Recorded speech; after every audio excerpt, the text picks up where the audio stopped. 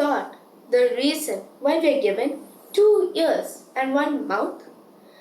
We should listen at least as twice as much we speak. Greetings to one and all. Today, my topic is hearing versus listening. Franklin Delano Roosevelt was suave, one of the greatest presidents of United States. He had a feeling that his guests were not really listening to what he says during the White House royal meals, probably because of the arrangements and the whole experience. So, he decided to do an experiment. As each dignitaries arrived and shook the president's hand, saying, "How are you, Mr. President?" he smiled politely and said pleasantly, "I murdered my mother-in-law this morning." He said this to every person who walked by in that line. So, as Roosevelt had anticipated, the guests responded with phrases like, "Marvelous! Keep up the good work! We are proud of you! God bless you, sir!" and so on.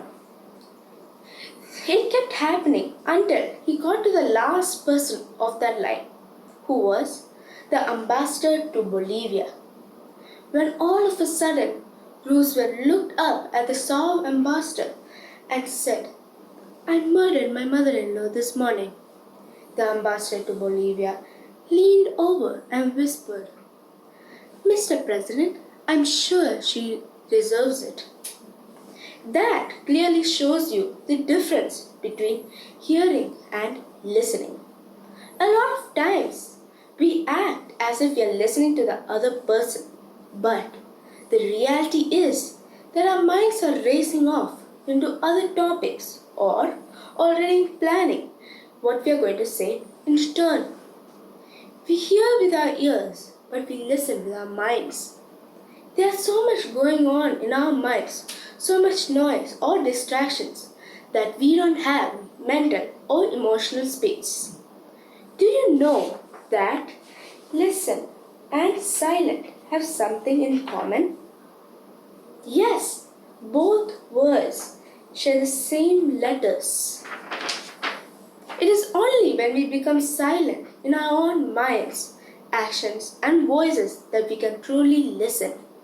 Listen to the human being behind the words. Give them your full attention.